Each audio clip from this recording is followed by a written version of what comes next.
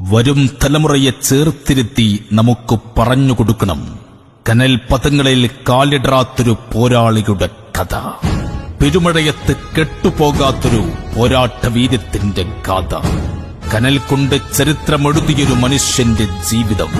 ഫാസിസം ചോര വീഴ്ത്തിയ കാലത്ത്, കബന്ധങ്ങൾ കുമിഞ്ഞുകൂടിയ നേരത്ത്, സമുദായം ഭയത്തിന്റെ വജ്രമൂർച്ചയിൽ ഒളിച്ചൊരു കാലത്ത്, 90ന്റെ തുടക്കത്തിൽ തെക്കൻ കേരളത്തിൽ നിന്ന് കനലായി ജ്വലിച്ചൊരു കർമ്മയോഗിയുടെ കഥ.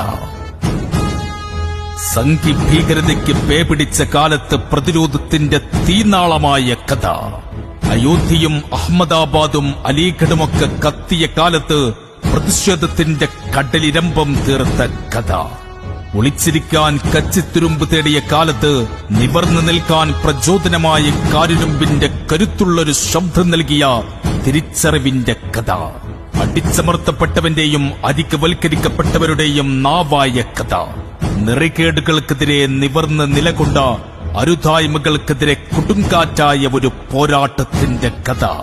ബാബരിക്ക് വേണ്ടി പ്രതിഷേധത്തിന്റെ തീക്കനൽ തീർത്ത, സിറാജുന്നീസയ്ക്ക് വേണ്ടി പോരാട്ടത്തിന്റെ പോർക്കളം തീർത്ത, CT സുകുമാരന് വേണ്ടി പ്രതിരോധമായി പെയ്തിറങ്ങിയ കഥ. നിറയൗവനത്തിന്റെ പകുതിയിൽ സംഘി ഭീകരത വലത് കാല് കവർന്നെടുത്തിട്ടും നിശബ്ദമാകാത്ത പോരാട്ട വീര്യത്തിന്റെ കഥ. പിന്നെയും അനാഥകൾക്ക് വേണ്ടി തണലായി നിലകൊണ്ട കാരുണ്യത്തിന്റെ കഥ. അശരണർ കാലംഭമായ ആർദ്രതയുടെ കഥ. 90കളിൽ ആ ശബ്ദം ഭയത്തിന്റെ ഗർത്തത്തിൽ വീണുപോകാതെ ചേർത്തു പിടിച്ചൊരു സമുദായമുണ്ട്. തേവലക്കര അലിയാര് കുഞ്ഞു മൗലവിയും കാട്ടൂർ അലിമുസ്ലിയാരും പള്ളിക്കുള്ളിൽ കൊല്ലപ്പെട്ടപ്പോൾ ആ ശബ്ദം നിവർന്നു നിൽക്കാനുള്ള പ്രതീക്ഷയായിരുന്നു, തിരിച്ചറിവായിരുന്നു. ഒറ്റപ്പെടുത്തിയപ്പോഴും ഒറ്റിക്കൊടുത്തപ്പോഴും ആ സിംഹഗർജനത്തിനൊരു ചാഞ്ചല്യവും ഉണ്ടായില്ല. അധിക്ഷേപിച്ചപ്പോഴും ആർത്തട്ടഹസിച്ചപ്പോഴും നിവർന്നു തന്നെയാണ് നിന്നത്. കോയമ്പത്തൂരിലെ 9.5 വർഷത്തിനിടയിൽ ഒരിക്കലും ആ മുഖത്തൊരു നൊമ്പരം കണ്ടിട്ടില്ല.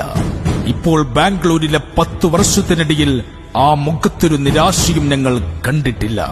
വിധി പറയേണ്ട ജഡ്ജിയുടെ മുഖത്ത് നോക്കി എന്റെ ഭാഗം കേൾക്കാൻ കഴിയില്ലെങ്കിൽ എന്നെ തൂക്കിലേറ്റിക്കൂ എന്ന് പറഞ്ഞിട്ടുണ്ട്. 20 ആണ്ടിന്റെ ഇരുളിലും നിന്നത് നിവർന്നു തന്നെയാണ്. ഇന്നും പറയുന്നത് ദയയ്ക്ക് വേണ്ടി കേടില്ലെന്നാണ്, ഔദാര്യത്തിനായി യാചിക്കില്ലെന്നാണ്, നീതിക്ക് വേണ്ടി പൊരുതുമെന്നാണ്. ഇന്നലെയുടെ ചരിത്രങ്ങളിൽ നാം ഇതെല്ലാം കേട്ടിട്ടുണ്ട്. ഉമർ മുഖ്താറും സലാഹുദ്ദീൻ അയ്യൂബിയും വാരിയൻ കുന്നത്തും ആലി മുസ്ലിയാരുമൊക്കെ ഇത് നമുക്ക് പകർന്ന് തന്നിട്ടുമുണ്ട്. പക്ഷേ ഇതിന്നത്തെ കഥയാണ്, കനൽ കൊണ്ടെഴുതിയ ഒരു കഥ, കാലം അടയാളപ്പെടുത്തുന്ന കഥ. വരും തലമുറയെ ചേർത്തിരുത്തി ഈ കഥ പറയുമ്പോൾ അവർ ചോദിക്കും അതാരായിരുന്നുവെന്ന്. വേവുന്ന നോവ് മറന്ന് നമുക്കന്ന് പറയണം, ഇത് അബ്ദുൽ നാസർ മഅദനി എന്ന മനുഷ്യന്റെ ജീവിതമാണെന്ന്.